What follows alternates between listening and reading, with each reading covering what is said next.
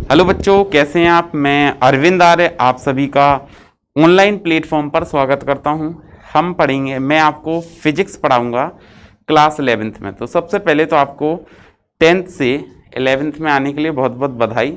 अब हम स्टार्ट करेंगे अपना सेशन। तो आज हम सीखेंगे कि हमें एनसीईआरटी में क्या क्या सिलेबस है हमारा फिजिक्स का, हम कौन कौन से टॉपिक पढ़ेंगे या क्या पढ़ेंगे। ठीक है, तो सबसे पहले तो आपको फिजिक्स बड़ा ही इंटरेस्टिंग सब्जेक्ट है, बस थोड़ा सा कंटिन्यूटी में पढ़ने की आवश्यकता है। अगर आप कंटिन्यूटी में पढ़ते रहे, लगातार पढ़ते रहे इसको, तो आपको बहुत अच्छा सब्जेक्ट लगेगा, बहुत अच्छा फील होगा। क्योंकि जितने भी फिजिक्स में हम टॉपिक्स पढ़ते हैं, जैसे आपने 9th क्लास से ही वैसे तो फिजिक्स स्टार्ट हो जाती है, ठीक है, बट हमारी जो साइंस की किताब है उसमें सेपरेट नहीं होता है सिस्टम। जैसे उसी में फिजिक्स होता है, उसी में केमिस्ट्री होता है, उसी में बायोलॉजी होता है। तो अभी हमारा क्या होगा, 11th में फिजिक्स, केमिस्ट्री और बायो या मैथ्स को अलग अलग हो जाएंगे, सेपरेट हो जाएंगे। तो हम आज फिजिक्स की चर्चा करते हैं। तो सबसे पहला जो क्वेश्चन है हमारे दिमाग में वो ये आता है कि हमारा सिलेबस क्या है। क्या आता है कि हमारी जो क्लास है 11th क्लास है जो जिसमें हम पढ़ रहे हैं अभी, तो सबसे पहले उसका सिलेबस क्या है, कौन कौन से चैप्टर हैं उसमें, या कौन कौन सी चीज़ों के बारे में हमको उसमें डिस्कस करना है, क्या क्या चैप्टर उसको उसमें क्लास 11th में हमको पढ़ने हैं। और अगर हम नीट या आईआईटी के बारे में सोच रहे हैं, हम डॉक्टर या इंजीनियर बनने के बारे में सोच रहे हैं, तो हमको ये भी ध्यान रखना है कि किस चैप्टर का कितना वेटेज है। क्योंकि उसमें क्या होता है कई बार, या कौन कौन सा चैप्टर मोस्ट इंपोर्टेंट है। उसमें क्या होता है कई बार कोई चैप्टर ऐसा होता है जिससे कभी क्वेश्चन आते ही नहीं है, या वो सिलेबस में ही नहीं होता। क्योंकि हमारा बोर्ड का सिलेबस और नीट या आईआईटी का सिलेबस डिफरेंट होता है, कुछ कुछ डिफरेंट होता है, बिल्कुल वही नहीं होता, हल्का सा डिफरेंट होता है। दूसरी चीजें, कई बार क्या होता है कि कोई चैप्टर हमको ऐसा लगता है 11th क्लास में तो है, बट नीट के सिलेबस में होते हुए भी उससे बहुत कम क्वेश्चन पूछे जाते हैं या कभी पूछे ही नहीं जाते हैं। तो हमको उन सारी चीज़ों पे आज डिस्कशन करना है। तो स्टार्ट करते हैं हम अपना। तो देखिए, सबसे पहले बात करते हैं, ये हमारे चैप्टर्स रहे हैं, ठीक है। एनसीईआरटी बुक के अकॉर्डिंग जो पहला चैप्टर है हमारा, टोटल इसमें हम देखेंगे कि 15 चैप्टर हैं। कितने चैप्टर हैं? 15। और ये 15 चैप्टर आपके टोटल 10 यूनिट में डिवाइड हैं, 10 यूनिट हैं इसकी टोटल। जैसे यूनिट नंबर 1 है, सबसे पहली नंबर की यूनिट है, जो फर्स्ट यूनिट है उसकी हम बात करेंगे। तो पहली यूनिट है फिजिकल वर्ल्ड एंड मेजरमेंट, ठीक है, फिजिकल वर्ल्ड एंड मेजरमेंट। अगर हम हिंदी में बात करें कि इस यूनिट को हिंदी में क्या कहते हैं, तो हम कहेंगे भौतिक वर्ल्ड और मापन, ठीक है, या हम वर्ल्ड को क्या कहते हैं, भौतिक विश्व एवं मापन, ठीक है, या भौतिक जगत एवं मापन, ऐसे भी कह सकते हैं। तो आपको एनसीईआरटी में जो मिलेगा वो मिलेगा भौतिक जगत एवं मापन। अब इसमें जो पहली यूनिट है उसके अंदर 2 चैप्टर आते हैं। एक तो आता है भौतिक जगत, फिजिकल वर्ल्ड, चैप्टर नंबर 1 होगा ये। दूसरा है यूनिट एंड मेजरमेंट, इकाई एवं मापन, ठीक है। 2 चैप्टर हैं। कौन कौन से हैं 2 चैप्टर? तो एक चैप्टर तो आपका है फिजिकल वर्ल्ड, ठीक है, मतलब भौतिक जगत। एक चैप्टर कौन सा है? भौतिक जगत। और दूसरा चैप्टर कौन सा है? इकाई एवं मापन, इकाई एवं मापन। ये 2 चैप्टर हैं, ठीक है, पहली यूनिट में। अब हम दूसरी यूनिट की बात करते हैं, यूनिट 2, वो है काइनेमेटिक्स, ठीक है। सेकेंड यूनिट जो आएगी आपकी सिलेबस में वो क्या है? काइनेमेटिक्स है। काइनेमेटिक्स का मतलब होता है कि गतिकी, ठीक है। अब इसमें भी 2 चैप्टर हैं इस यूनिट में, मोशन इन स्ट्रेट लाइन, पहला मतलब सरल रेखा में गति, chapter number 3। Motion in straight line क्या है? सरल रेखा में गति। और दूसरा क्या है? मोशन इन ए प्लेन, मतलब समतल में गति। एक तो सरल रेखा में गति, जैसे मैं जा रहा हूं एक सरल रेखा में सीधे, रेलगाड़ी की गति जैसे, व्यक्तियों की चलने की गति, तो ये सरल रेखा में गति है। तो उसका वेग क्या है, विस्थापन क्या है, ये सारी चीजें हम इसमें पढ़ेंगे। त्वरण क्या है, गति के समीकरण क्या होते हैं, v = u + at, s = ut + ½ at², ये हम सारे 9th क्लास में पढ़ के आए हैं, ठीक है। लेकिन ऐसा नहीं कि ये 9th क्लास का चैप्टर है, 9th क्लास जैसा होगा, बहुत एडवांस होगा, लेकिन ये बेसिक चीजें इसके बारे में हमने 9th में भी पढ़ी थी। बट 11th में भी हम पढ़ेंगे बिल्कुल जीरो लेवल से, है ना, ताकि आपको सारी चीजें समझ आए। मोशन इन ए प्लेन मतलब समतल में गति होती है, ठीक है। जैसे कोई दो विमानों में गति करे तब कैसी गति होगी, उसके बारे में हम डिस्कस करेंगे। फिर आता है unit number 3, laws of motion. Third unit है लॉज ऑफ मोशन, गति के नियम। एक ही चैप्टर है इसमें, laws of motion, chapter number 5, एक ही चैप्टर है, chapter number 5 laws of motion, गति के नियम, जिसमें हम क्या पढ़ेंगे, न्यूटन की गति के नियम पढ़ेंगे। पहला नियम आपने जड़त्व के बारे में पढ़ा था, सुना था या 9th क्लास में, ठीक है। दूसरा नियम F बराबर ma, ये सिद्ध किया था इसके अनुसार। तीसरा नियम प्रतिक्रिया के परिमाण में समान दिशा में विपरीत प्रतिक्रिया होती है, ये भी पढ़ा था।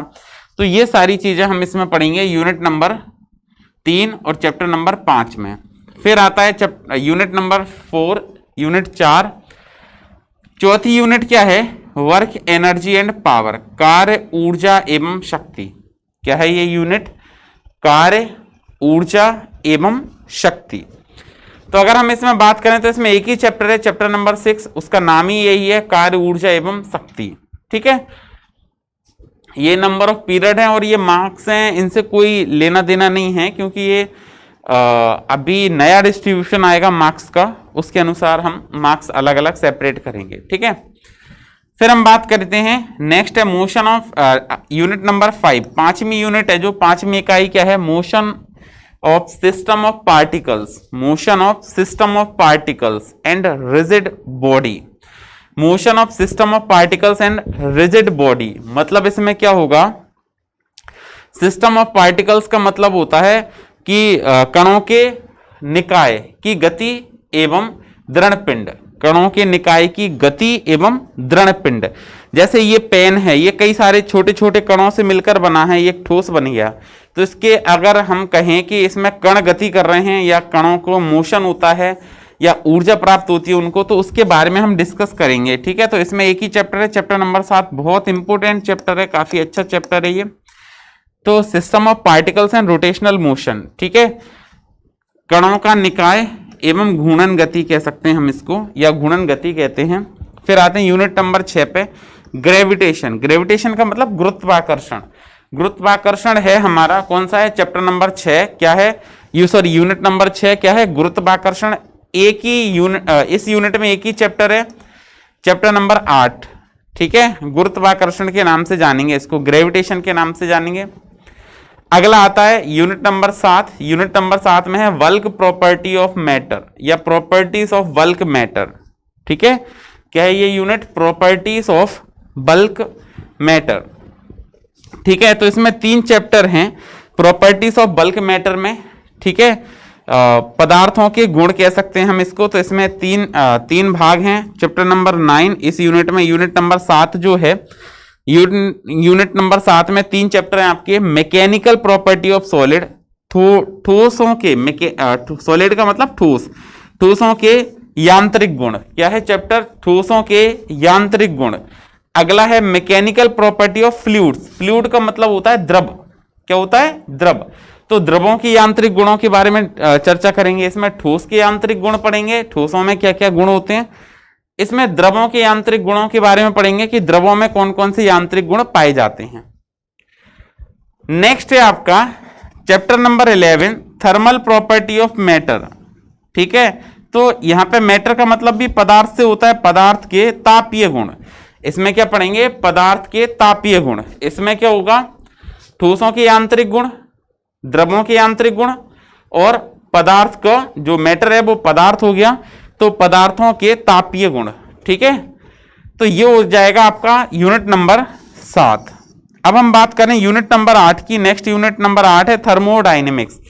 थर्मो का मतलब अभी बताया गतिशील, थर्मोडायनेमिक, डायनेमिक का मतलब सॉरी गति, और थर्मो का मतलब हीट। तो इसमें भी हम क्या पढ़ेंगे, ऊष्मा गतिकी नाम होता है इस चैप्टर का हिंदी में, ठीक है। यूनिट का ऊष्मा गतिकी नाम है। इसमें एक ही चैप्टर है, चैप्टर नंबर 12, और जिसको हम ऊष्मा गतिकी के नाम से जानते हैं। किसके नाम से जानते हैं, ऊष्मा गतिकी। इसके बाद आगे हम चर्चा करते हैं। तो आगे जब हम चर्चा करेंगे तो देखिए,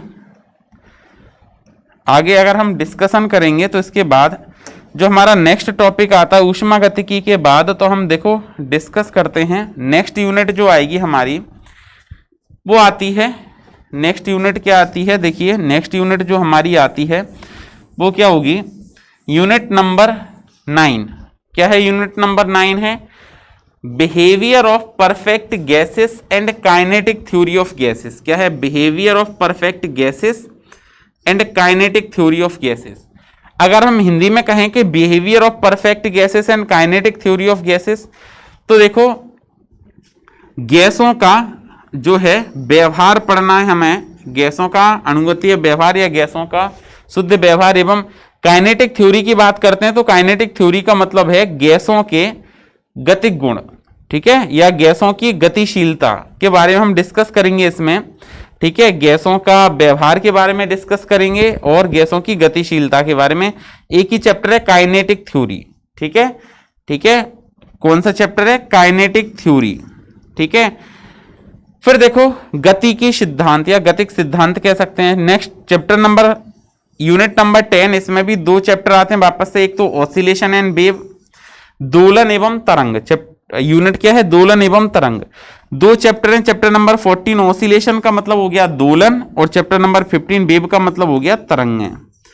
ये हमारा सिलेबस है क्लास 11th का, ठीक है। अब हम बात करते हैं कि कौन सा चैप्टर हमारे लिए ज्यादा इंपॉर्टेंट है अगर हम नीट की प्रिपरेशन करते हैं तो देखिए सबसे पहले फिजिकल वर्ल्ड एंड मेजरमेंट का 20%, ठीक है। जैसे आपको बता दूं 11th और 12th, अगर आप कोई भी आईआईटी का या नीट का कोई भी कॉम्पिटिटिव एग्जाम देते हो, इंजीनियरिंग का या मेडिकल का, तो 11th का लगभग 50% वेटेज होता है और 12th का भी लगभग 50% वेटेज होता है, ठीक है। अब कभी कई बार थोड़ा ये 43 हो गया, ये 57 हो गया, ऐसा हो सकता है, या कभी ये ज्यादा हो गया, ये कम हो गया, लेकिन आप ऑन एन एवरेज ऐसा लेके चलें कि 11th में जो है वो 50% वेटेज है और 12th का भी 50% वेटेज है। तो 11th का जो टोटल वेटेज हम देखते हैं वो क्या होगा कि सबसे पहले फिजिकल वर्ल्ड एंड मेजरमेंट जो है वो 20% वेटेज है। इसमें से फिजिकल वर्ल्ड से क्वेश्चन कभी भी नहीं आता है, मेजरमेंट से क्वेश्चन आता है, तो आप इनडायरेक्टली ऐसे कह सकते हैं कि मेजरमेंट का ही 20% वेटेज है, ठीक है। दूसरा है काइनेमेटिक्स, 6% वेटेज है। लॉज ऑफ मोशन 7% है। Motion of system of particles ये 13% वेटेज वाला चैप्टर है। ग्रेविटेशन 7% है। Bulk properties of bulk matter ये 20% है। Kinetic theory of gases and thermodynamics ये भी 20% है और ऑसिलेशन एंड वेव का 7% है। तो आप इस पाई चार्ट से समझ सकते हैं कि कौन सा चैप्टर हमको ज्यादा वेटेज वाला है, जिस पर ज्यादा ध्यान देना है, ज्यादा अच्छे से पढ़ना है, ठीक है। तो मिलते हैं नेक्स्ट क्लास में, फिर कुछ डिस्कस करेंगे कुछ नए कॉन्सेप्टों के बारे में, ठीक है। जैसे आप 10th से 11th में मूविंग होंगे तो कुछ ऐसे कॉन्सेप्ट होंगे जो 10th और 11th के कॉमन होंगे, ठीक है, या कुछ नए कॉन्सेप्ट जो आपको 11th में बेसिक सीखने की जरूरत है उनके बारे में हम डिस्कस करेंगे। तो मिलते हैं नेक्स्ट क्लास में, पढ़ते रहिए, सुरक्षित रहिए, थैंक यू।